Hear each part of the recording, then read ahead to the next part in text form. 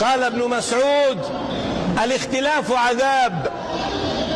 ابن مسعود قال: الاختلاف عذاب. الكذاب قال رسول الله، كذب الكذاب على النبي فقال: قال رسول الله: اختلاف أمتي رحمة.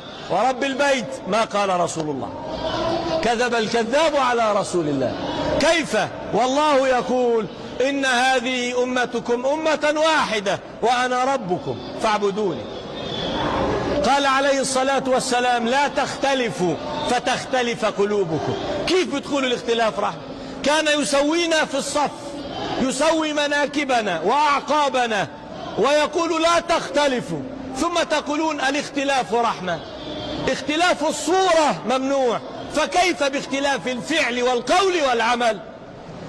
يعني لا يختلف منكبك عن منكبي، فكيف يختلف محلك عن محلي، ودينك عن ديني، وقولك عن قولي؟